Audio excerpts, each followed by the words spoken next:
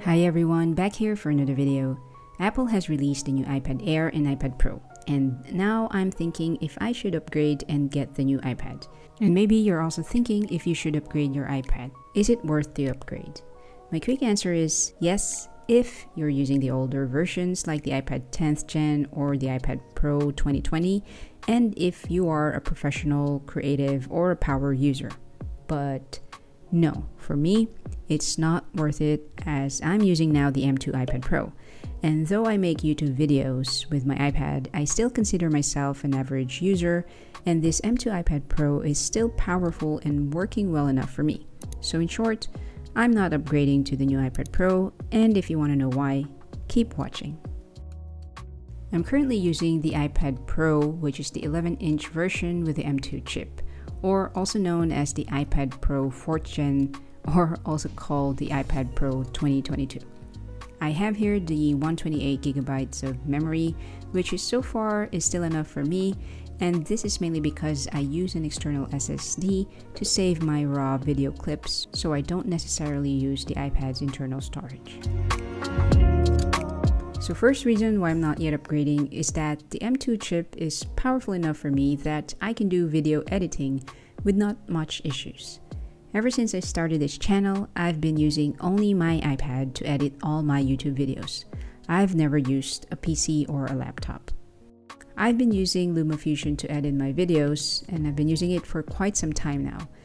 And I edit 4K videos that I shot using my Sony camera, and so far, editing my YouTube videos with my M2 iPad Pro is almost flawless. And I say kind of flawless because the only issue I have is that whenever I disconnect the external SSD from the iPad, when I want to resume editing and reconnect the external SSD, it will not find the SSD. I have to force close LumaFusion first and relaunch it again for it to recognize the SSD and load the videos on the project. So far, this workaround works okay for me, and I have not lost any edits in doing this method.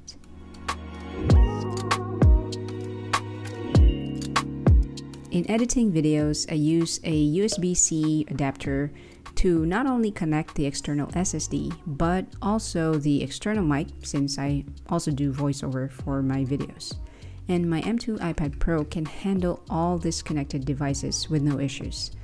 And I can charge it at the same time, and of course it can make the back of the iPad warm or hot, but it has not caused any issues, and it works like a laptop that it can be used while charging. And this brings me to my second reason, is that the M2 chip transforms my iPad into my laptop replacement. I just mentioned that I've never used a laptop for my YouTube videos, and with Stage Manager, I can work like I am using a laptop. Now that Stage Manager has lesser bugs, I really enjoy using it on my monitor.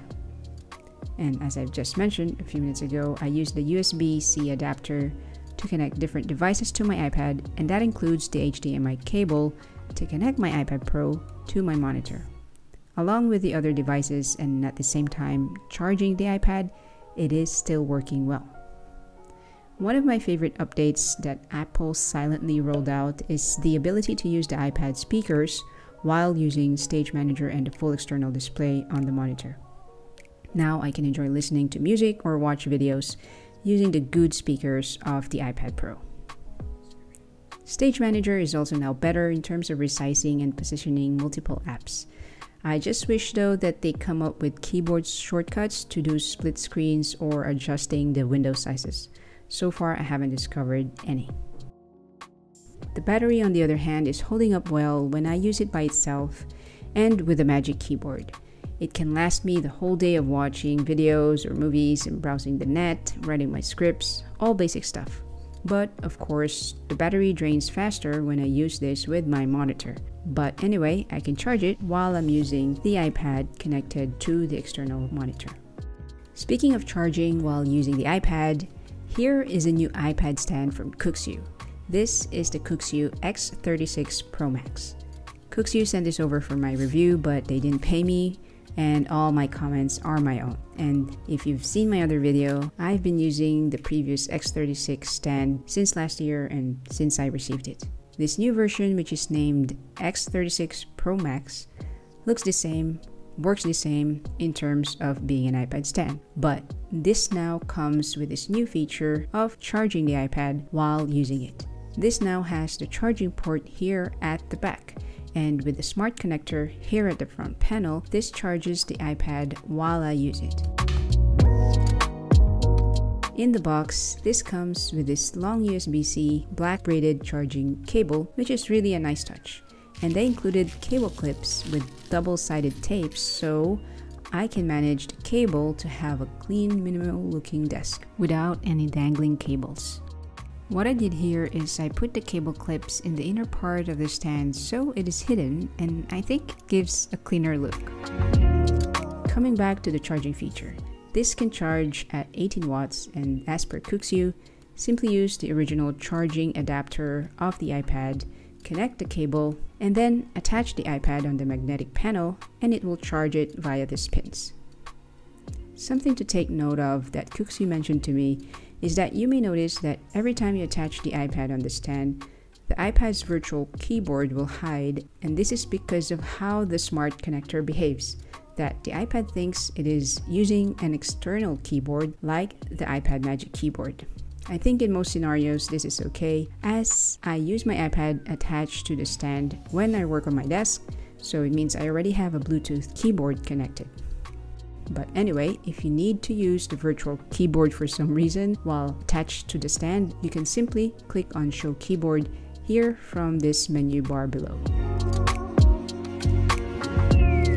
This Kuxiu X36 Pro Max iPad stand is replacing the previous iPad stand, and it will stay here for a long time since this is one thing that is very useful for me since I work a lot with my iPad on my desk. Now if I'm using my iPad away from my desk and out of the stand, I use it with the Magic Keyboard all the time.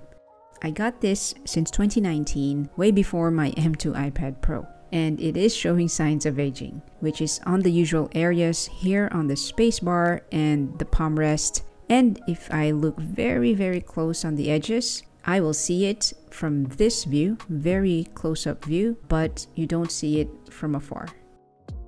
But looking afar, it still looks okay, and definitely it doesn't impact the way the Magic Keyboard works.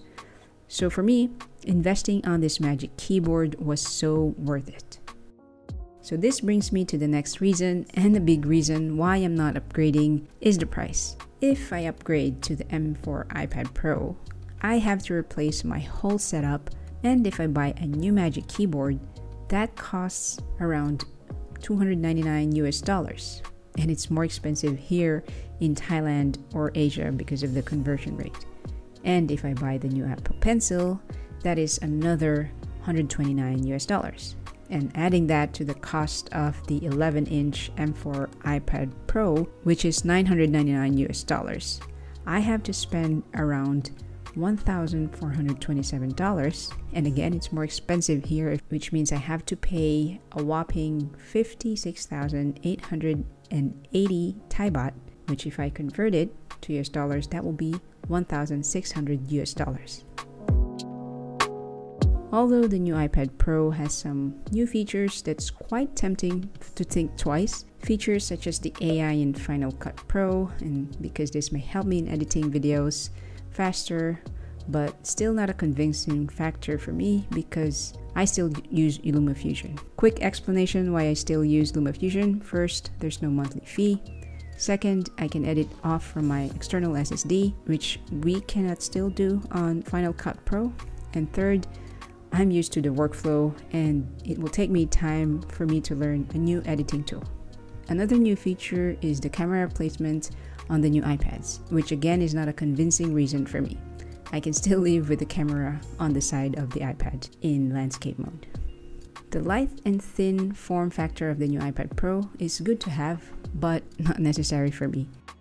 Also from different reviews, it seems that the thinness of the M4 iPad with the Magic Keyboard makes it too top heavy, so using the M2 iPad Pro and this Gen 1 Magic Keyboard is more stable to use, especially on the lap.